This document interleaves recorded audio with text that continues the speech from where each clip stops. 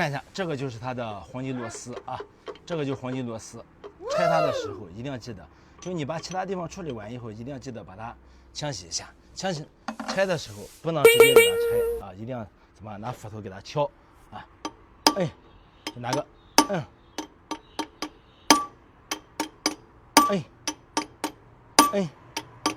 哎，好，把它一弄，这个时候扳手，哎，扳手弄到这里，哎，看这个时候它就好，关一下钥匙，关一下总开关啊，看，如果说你不敲，它怎么了？这里就会憋死啊，或者是把下边的座子给它漏了，看一下这里边啊还有没有？不过它70-80万公里了，这里边有可能没有滤网啊，但是咱们检查一下，如果说滤网脏了，咱们给它哎呦，滤网在了，然后咱们把它给拆下来啊。拆的时候拆的时候你看就敲，哎，敲了以后，这个时候把它，哎，它就打开了啊。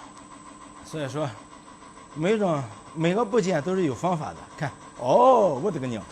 哦，你看这里边多脏，哎呀，看这里边多脏啊！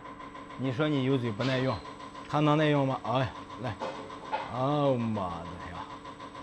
哎呀，需要清洗吗？老板，你说你看的这情况需不需要？啊？你看这里面铁渣子，过去一个油嘴换一个啊！看看这多脏！遇到这种情况，咱们给它拿它给它修复一下。这车老板呢就说：“哎呀，你为什么不给我换？”哎呀，我只能说，老板，看着你岁数挺大的，只能说你太年轻，知道不？啊，什么呢？就这个玩意，你换的啊，99%的都是副厂的，还没有原厂的这个怎么精度高啊？你说你是换好了，是换不好啊？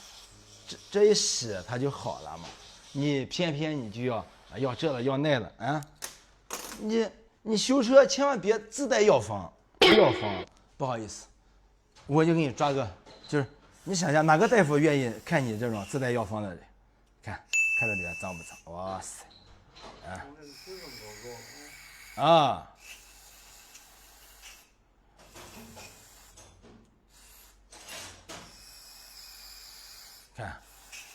看这，你这几天要不弄，我跟你说，你换新油嘴都白换，知道不？用不住啊，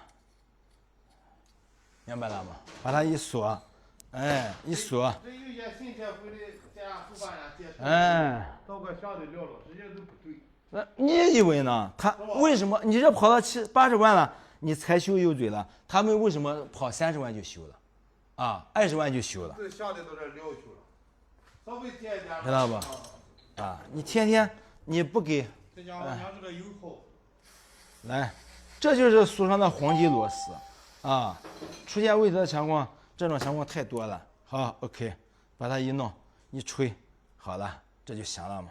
啊，那把这里边擦干净，哎，看这就行了嘛。